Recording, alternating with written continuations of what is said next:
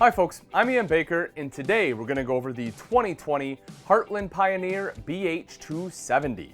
This is a classic bunkhouse floor plan. You have the big super slide over here opening up that main living area. You have double over double bunks on the off-camp side, which means your bathroom is on the camp side. The reason people enjoy this floor plan, it has plenty of space, it's great for sleeping your children or any other adult guests, and having the bathroom on the campsite allows you to have a secondary entrance right in there, so anyone using the bathroom isn't traipsing dirt throughout the entire RV. Let's start off here on the kitchen. What you'll see is your double bowl stainless steel sink, high-rise faucet, a little bit of space right back here on the countertop. You'll also notice there's an electrical outlet right up here on the bottom of the counter, so naturally that is probably where you'll put a coffee maker or any other appliances. You have your 3-burner recessed cooktop with a glass cover, oven right underneath if you want to do a little bit of baking. Underneath the sink, I'll open this up so you can take a look. Not a ton of storage. I don't know that you can fit a trash can in there. Probably not, but a little bit of extra there. You also have 3 full extension ball bearing drawers, so you do have plenty of room for flatware or anything else that you really want to put in there. Storage up across the top there, you can see that. Right down underneath is a window, LED light. You'll also see your microwave over to the side, plus a hood with both a light and a fan. And right next to that is the Dinette fridge freezer combo. This unit does run off both propane and electric. Coming back a little bit further, you have the cubby hole up top. Open this guy up. You will see this is kind of a versatile space. You have some options. You can either use this as a pantry, or if you want to put kids' clothes here, which is, if you're bringing the kiddos, is probably what you'll have to do, then that's what you can use there. As I mentioned, right in the back is the bathroom. So I'll start out on the toilet. Foot flush lever toilet here. As you can see, plenty of leg room, plenty of shoulder space as well. I'm about 6 foot tall. Right in the corner, you will see your sink top. Underneath, a little bit of storage as well as plumbing access. Mirrored medicine cabinet there up in the corner.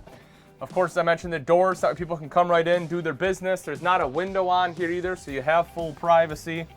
And in the back of the bathroom here is the shower. So you'll see that I do have some head space. So even at 6 foot tall, I don't have to bend down. You can probably be 6'1" and still not hit the ceiling, or not have to bend down anyway. You might be rubbing on the ceiling there. But you have shelves in the corner, hand wand, and plus because it is a tub, not only does your curtain stay in there better, but also if you have little ones and you want to give them a bath, that'll give you the capability to do so. In that back corner, as I mentioned, are your rear double over double bunks. So you can see you have plenty of space, LED lights on both. You'll also see the windows, and you have an electrical outlet up top in case you need to plug in some electronics. 200-pound weight capacity on here, so even though they are big enough for an adult, I myself would not be able to sleep on there just because I'm over 200 pounds. But if you're a little bit lighter, or again, kids, that definitely works well for them. There is some storage. You can see the finger hole right there, so you can lift that up. Storage underneath the bed. You also see the built-in ladder so that we can quickly and easily climb up on the top bunk. Thermostat off to the side. That does control your ducted AC as well as your ducted heat. AC, of course, is ducted in the ceiling. Your heat vents are ducted in the floor itself rather than through the furniture, which is good because that way they can place the heat ducts where they want. You will also see the super slide over to the side. The dinette here is plenty large for 4 people to comfortably sit at and have a meal at. This does drop down to create a additional sleeping space. However, it's not huge, so again, probably not adequate for an adult, but it will work for a child.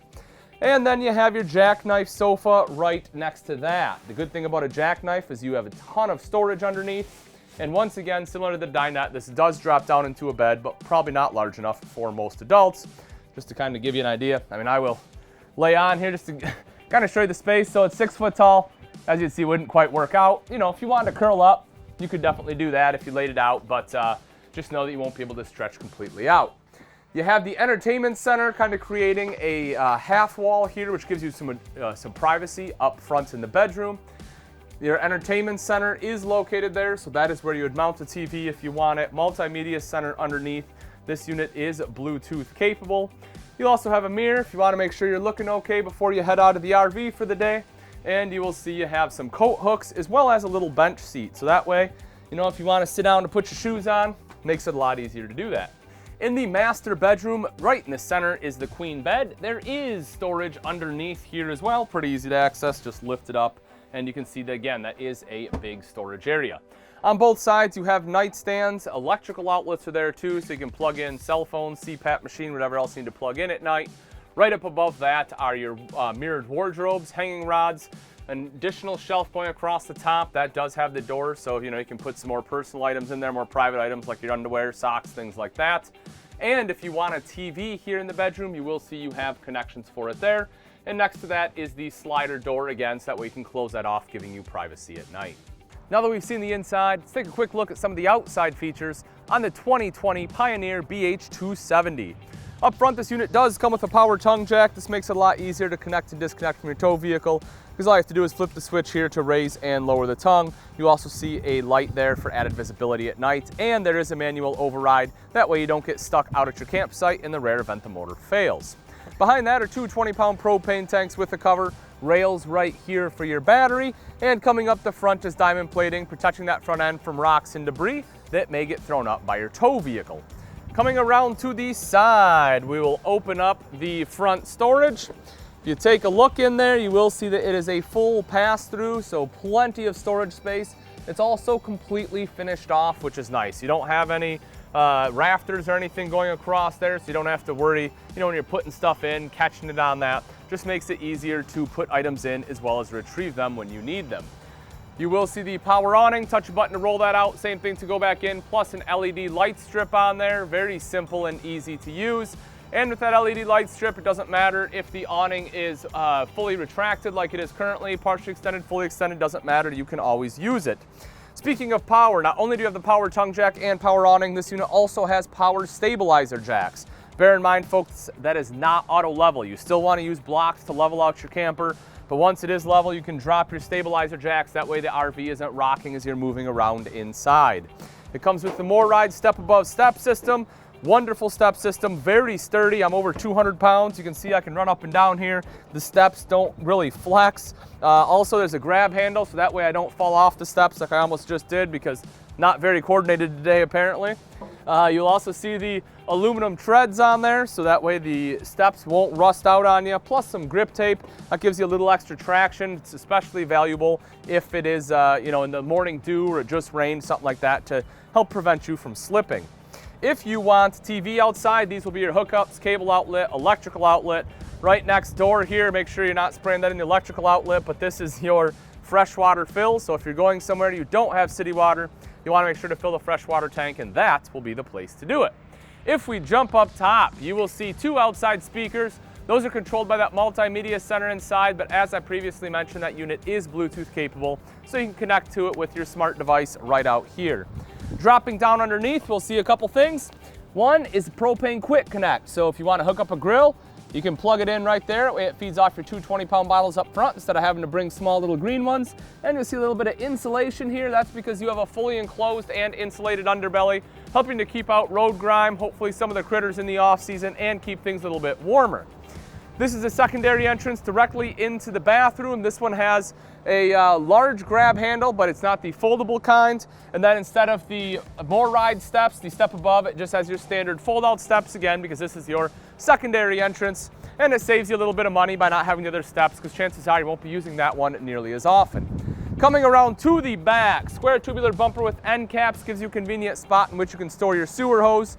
And mounted to that is this rack right here. The thing I love about this is because it comes to the manufacturer, it doesn't void your warranty or anything like that. A lot of people don't know this, but on most RVs, if you strap something to the bumper, it will void your warranty, but that's not the case here. It is built for it. 200-pound weight capacity. You will see your spare tire is mounted to that, so it's very easy to get to. Just bear in mind that you do have to account for the weight of the tire when you're loading it up for that 200 pounds. But that is a great spot to carry firewood, totes, coolers, whatever else you need to toss on there. Right up in the top center, you will see backup camera prep. If you want a backup camera, having the prep makes it easier to install, meaning it saves you money on labor. Coming around to the side, city water inlet is right here in the back. Black tank flush right in front of that. So if you want to wash out your black tank, rather than having to stick a hose down your toilet, you just hook it up right here. outside shower with both hot and cold water access, and then right next door is where your 30 amp detachable power cord will plug into. All right, folks, and that wraps it up. Again, this is a 2020 Heartland Pioneer BH270. If you're interested in this bunk model and you would like price and availability, simply click on the link in the description. Thanks again for watching. I'm Ian Baker, and let's go camping.